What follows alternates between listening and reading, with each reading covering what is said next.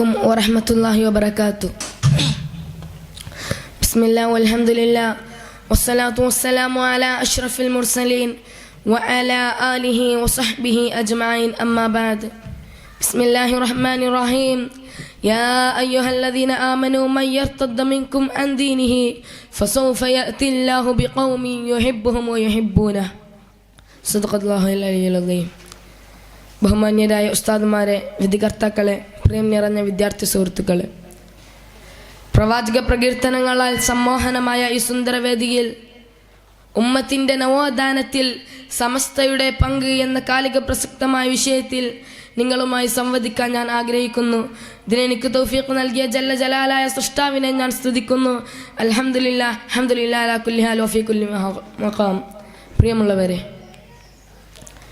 പ്രവാചക ജീവിതകാലത്തോളം പഴക്കമുണ്ടെന്ന് വിശ്വസിക്കപ്പെടുന്ന കേരളീയ സമൂഹ ചരിത്രത്തിൽ ഒരു അനിവാര്യത പോലെ രൂപം കൊണ്ടതാണ് സമസ്ത കേരള ജംഇയ്യത്തുൽ ഉലമ എന്ന കേരളത്തിലെ ആധികാരിക മുസ്ലിം പണ്ഡിത സഭ. ഇസ്ലാമിക ആഗമനം മുതൽ 13 നൂറ്റാണ്ടോളം കോഴിക്കോട്ട് സയ്യിദ് കുടുംബങ്ങളും പൊന്നാനിയിലെ മഖ്ദൂമുമാരും സൂഫി സംഘങ്ങളും അടങ്ങുന്ന ഒരു വലിയ ആത്മീയ നേതൃത്വത്തിന്റെ സേവനങ്ങളാണ് ഇന്നത്തെ രീതിയിലുള്ള ഉമ്മത്തിന്റെ പുരോഗതിക്ക് വഴിയൊരുക്കിയത്. അറിവിന്റെ ഗോപുരങ്ങളായി നിലനിന്നിരുന്ന ഇസ്ലാമിക രാജ്യങ്ങളിലെ വിവിധ കേന്ദ്രങ്ങളിൽ പോയി വിദ്യാഭ്യസിക്കുകയും അവിടങ്ങളിൽ വിരചിതമായ വൈജ്ഞാനിക ഗ്രന്ഥങ്ങൾ കരഗതമാക്കുകയും ദേശങ്ങളിലൂടെ സഞ്ചരിച്ച് വൈജ്ഞാനത്തിന്റെ ഗോവണികൾ കയറുകയും കേരളത്തിലേക്ക് തിരിച്ചു വന്ന് തങ്ങൾ നേടിയതെല്ലാം അനുചരന്മാർക്ക് പറഞ്ഞു നൽകുകയും ചെയ്ത പൂർവ്വസൂരികളായ പണ്ഡിതന്മാർ ഖലീഫമാരുടെ കാലം തൊട്ട് ഇസ്ലാമിക ലോകത്ത് തലപൊക്കിയ സകല പിഴച്ചവാദങ്ങളെയും കേരളത്തിന്റെ പടിക്ക് പുറത്തു നിർത്തി. എന്നാൽ നൂറ്റാണ്ടുകളോളം നീണ്ടിരുന്ന വൈദേശികാധിപത്യത്തിനെതിരെയുള്ള സന്ധിയില്ലാ സമരം മാപ്പിള മുസ്ലിങ്ങളെ ദുരന്തക്കാര്യങ്ങളിലേക്ക് വലിച്ചെറിയുകയും 1921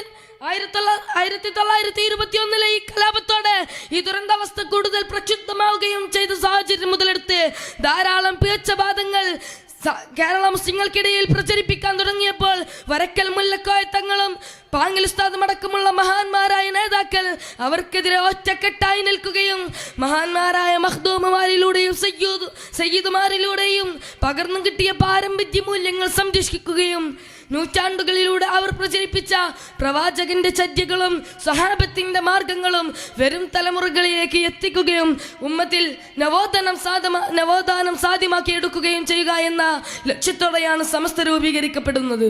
സൂറത്തുൽ മാഇദയിലെ 54-ാമത്തെ സൂക്തത്തിൽ പറയുന്നത് പോലെ ബിസ്മില്ലാഹിർ റഹ്മാനിർ റഹീം. യാ അയ്യുഹല്ലദീന ആമനൂ من يرتد منكم عن دينه فسوف يأتي الله بقوم يحبهم ويحبونه. ആരെങ്കിലും ദീനിൽ നിന്ന് തെറ്റിയാൽ അള്ളാഹു അവർക്ക് പകരം പുതിയൊരു സമുദായത്തെ കൊണ്ടുവരും. അള്ളാഹുവിനെ ഇഷ്ടപ്പെടുന്ന ഒരു സമുദായത്തെ.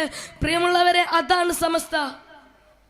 കേരളീയ മുസ്ലിമിന്റെ വിദ്യാഭ്യാസം തുടങ്ങിയ സാമൂഹ്യ സാംസ്കാരിക മേഖലകളെ സമ്പന്നവും സവിശേഷമാക്കിയത് അവർക്ക് ലഭ്യമായ വിദ്യാഭ്യാസവും അതിലൂടെ രൂഢമൂലമായ വിശ്വാസവുമാണ്.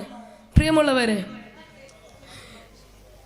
ലോകത്ത് മറ്റൊരിടത്തും ഇല്ലാത്ത അത്രത്തോളം വൈജ്ഞാനിക സ്ഥാപനങ്ങളാണ് സമസ്തക്ക് കീഴിലുള്ളത്. 10,000-കണക്കിന് മദ്രസകളും 1000-കണക്കിന് കോളേജുകളും ഇന്ന് സമസ്തക്ക് കീഴിൽ പ്രവർത്തിച്ചു കൊണ്ടിരിക്കുന്നു. പ്രിയമുള്ളവരെ, നാമും അതിൽ